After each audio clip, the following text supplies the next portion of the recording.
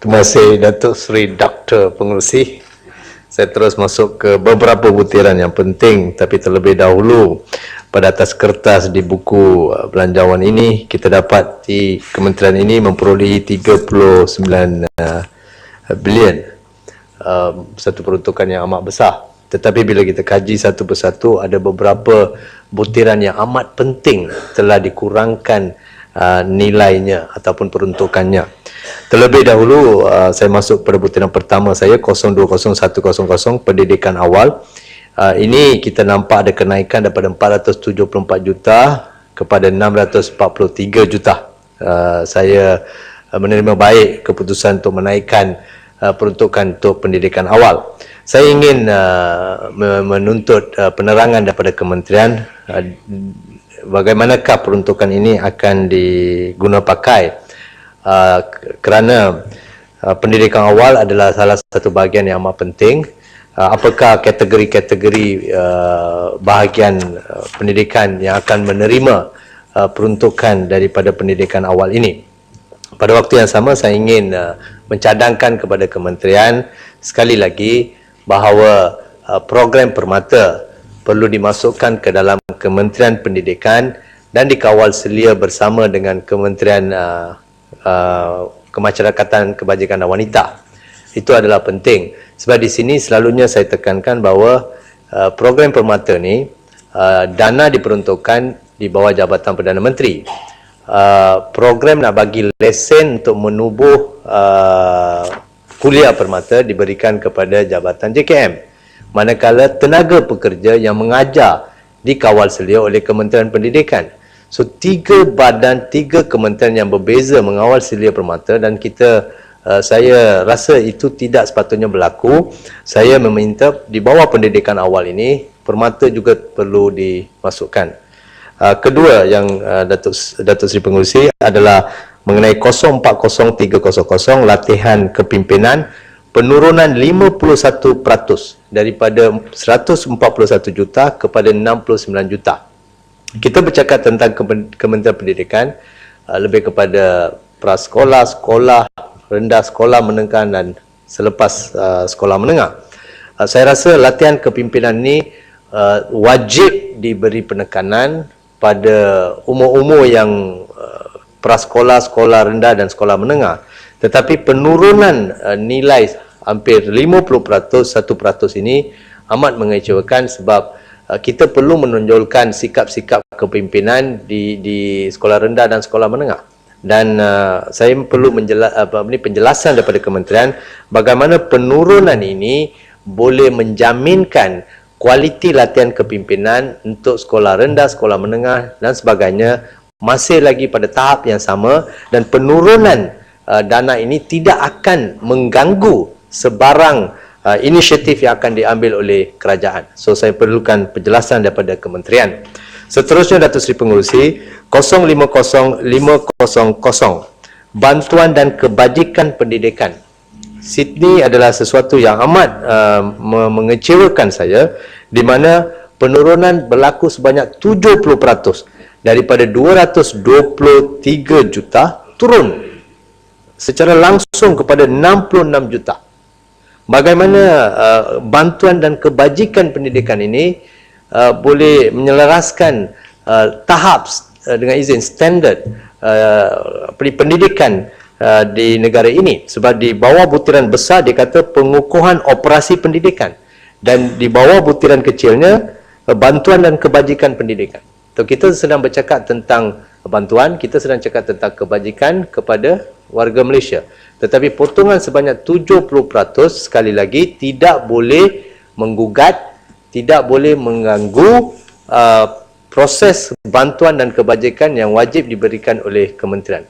Saya perlu penjelasan daripada kementerian bagaimana pemotongan 70% ini tidak akan mengganggu bantuan dan kebajikan yang telah diberikan oleh kerajaan selama ini. Seterusnya, saya ingin masuk kepada butiran 090200 memartabatkan bahasa Malaysia dan memperkukuhkan bahasa Inggeris. Di sini Datuk Seri Dr. Pengerusi, saya ingin menarik perhatian Datuk Seri bahawa berlaku juga penurunan amat drastik 53% daripada 208 juta kepada 97 juta. Persoalan saya ada 3 bahagian. Yang pertama adalah bagaimana penurunan ini akan memastikan kita masih lagi ataupun kementerian masih lagi menjamin martabat bahasa Malaysia dan memperkukuhkan bahasa Inggeris ini pada tahap yang seimbang dengan tahun-tahun sebelum ini. Sebab peruntukan pada tahun-tahun sebelum ini adalah menarik, amat banyak, tetapi kita masih lagi tidak dapat memartabatkan bahasa Malaysia pada tahap yang kita inginkan dan memperkukuhkan bahasa Inggeris pada tahap yang kita niatkan. Maka saya perlu penjelasan daripada kementerian bagaimana penurunan sebegini banyak, hampir 53%, masih boleh menjamin dan mengekalkan prestasi untuk kedua-dua mata pelajaran ini. Pada butiran yang sama, bahagian yang kedua, saya ingin memetik apa yang telah ditekankan oleh rakan seperjuangan saya daripada Yang Berhormat Kulai yang mengatakan bahawa bahasa Malaysia pada tahun 2014 SPM peratus kelulusan adalah 6%, manakala bahasa Inggeris adalah 24%. Adakah ini benar? Jika ia tidak benar, saya minta kementerian untuk memberikan nilai peratus yang telah diguna pakai untuk tahun 2014 untuk SPM. Bahagian yang ketiga untuk butiran yang sama adalah sekiranya kerajaan berasrat untuk menurunkan tahap kelulusan seperti 20%, 10% ataupun 30% dan kita nampak ramai yang lulus. Untuk saya, ini pendapat saya secara peribadi, ini tidak sesuatu yang sepatutnya dilakukan oleh kementerian. Dengan menurunkan peratus kelulusan dan meramaikan dan memperbanyakkan pelajar-pelajar kita lulus, memberi satu gambaran yang tidak betul, tidak benar, maka ia mewujudkan kelompongan, satu kekosongan di mana kita tidak dapat melahirkan cendekiawan pelajar-pelajar yang berkualiti dan bermutu tinggi. Sepatutnya, setahu saya, yang menceburi bidang pendidikan hampir 20 tahun Datuk Seri Pengerusi, dengan meningkatkan kadar kelulusan akan melahirkan lebih banyak pelajar-pelajar yang bermutu dan berkualiti tinggi. Dengan merendahkan kadar kelulusan, saya rasa itu bukan cara yang bijak dan terbaik untuk kita melopori bidang pendidikan dengan lebih mendalam dan lebih meluas. Seterusnya, Datuk Seri Pengerusi, saya akan mempercepatkan butiran saya. 091500 yuran khas sekolah. Sebelum ini, pada tahun lepas ada peruntukan hampir 33 juta, tetapi kali ini langsung tiada apa-apa peruntukan. Dan saya tekankan dengan butiran ini bertajuk yuran khas sekolah.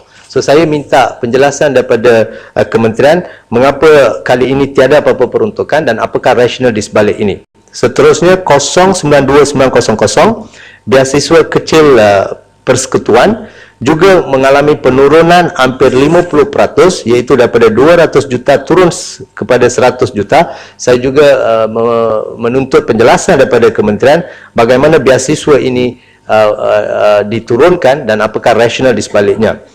Butiran seterusnya 093000, sekali lagi beasiswa kecil persediaan universiti, sebelum ini 20 juta tetapi sekarang langsung tiada apa-apa peruntukan yang diberikan. Dan ini adalah untuk saya, dari pemahaman saya dan analisa saya, beasiswa kecil persediaan universiti adalah untuk pelajar-pelajar yang miskin, yang tidak mampu membuat bayaran awal. Jadi kementerian telah membantu mereka untuk peringkat-peringkat awal. Tetapi kali ini apabila tiada peruntukan diberi, ini amat merunsingkan dan perlu penjelasan yang teliti dan terperinci daripada kementerian.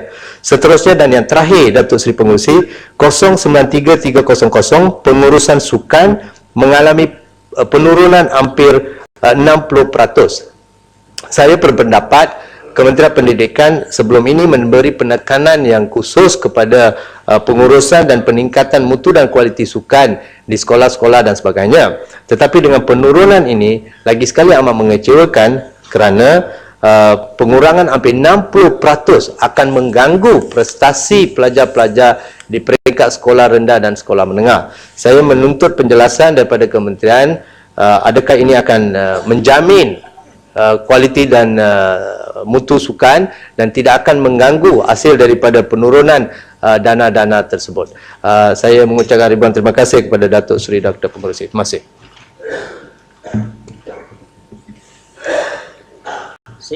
Yang Hormat, saya akan panggil kita bagi wanita lah ya.